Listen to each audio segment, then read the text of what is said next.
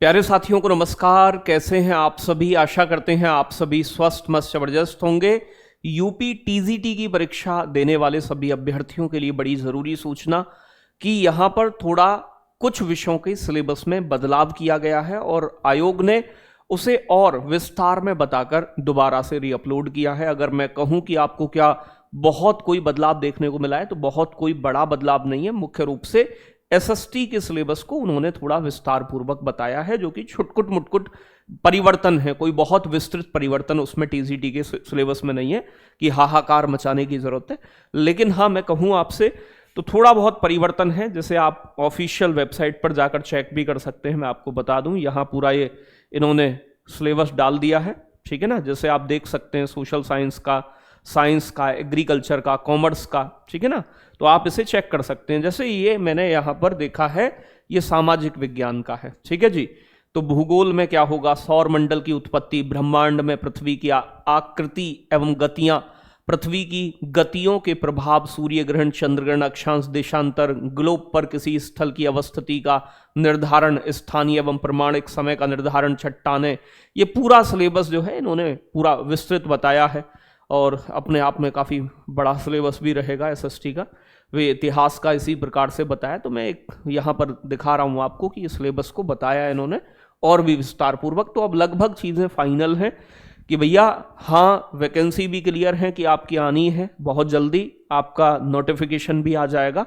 उम्मीद यही लगाई जा रही है कि इस महीने में 15 तारीख तक आपका नोटिफिकेशन भी आउट कर दिया जाए, मतलब ऐसी प्रबल संभावना है। ये गृह विज्ञान का है, जैसे तो आप देख सकते हैं। तो अपना जो भी विषय हो आपका, उसके विषय में आप जान सकते हैं और देख सकते हैं। बाकी मैं कुछ बेसिक चीज़ों के बारे में आपको बता दूं, जैसे कि लगभग उम्मीद है कि 15 अगस्त तक आपका नोटिफिकेशन भी आ जाए, लेकिन इन्होंने वैकेंसी की संख्या घटा घटाकर जहां 24,000 से 17,440 पर ले आए टीजीटी की, तो ये काफ़ी कम है। मैंने आपको बताया कम से कम 24,000 वैकेंसी तो आनी चाहिए थी यहाँ पे, लेकिन फिर भी ना होते में कुछ तो है।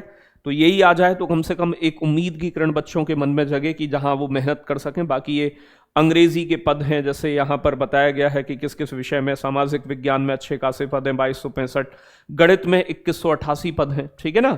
तो इन सभी को आप जरूर देखिएगा। और ये टीजीटी भर्ती में हिंदी जो है इसके पद सबसे ज्यादा हैं, 2539। तो एक बेसिक में एलिजिबिलिटी आपको बता देता हूं, और जल्दी हम इसका बैच भी स्टार्ट करेंगे, जिसके माध्यम से आपको यानी कि चीज़ों में मदद मिल पाए और आप एक सही दिशा में अपने पाठ्यक्रम को पूरा करने के लिए, क्योंकि बड़ा पाठ्यक्रम है, इतना आसान नहीं है कि एक महीने में हम करा के जी पूरी प्रैक्टिस भी कर लें। तो पहले से ही अपना लगना पड़ेगा। तो परीक्षा जो होगी आपकी वो एमआर बेस्ड होगी, आप जानते हैं। ऑब्जेक्टिव क्वेश्चन होंगे, 120 क्वेश्चन होंगे, 360 नंबर होंगे, 3 नंबर का प्रश्न रहेगा और 2 घंटे का मतलब पेपर रहेगा। 1/3 की नेगेटिव मार्किंग, 90 प्रश्न सब्जेक्ट के होंगे।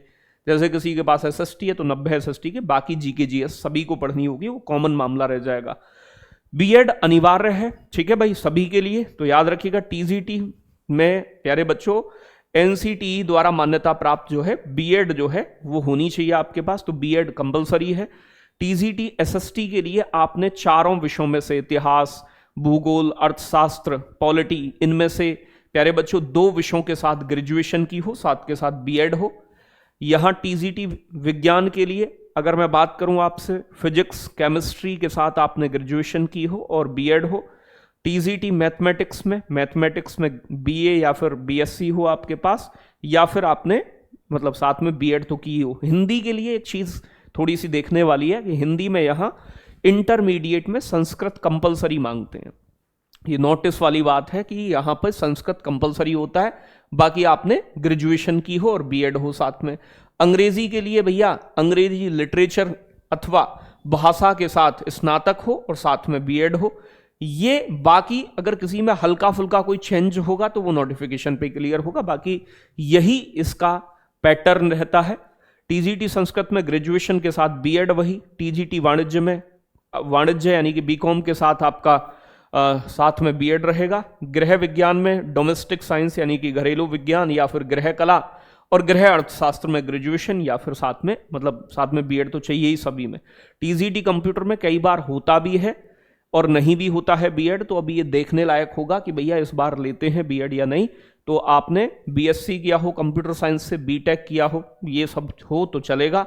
कला के मामले में वही आपका, ठीक है जी, प्राविधिक कला में ग्रेजुएशन हो आपकी और साथ में बीएड आपने किया हो। एग्रीकल्चर में ग्रेजुएशन यानी कि आपकी एग्रीकल्चर से और साथ में बीएड। उर्दू या भाषाओं में तो संबंधित भाषा में स्नातक और साथ में बीएड।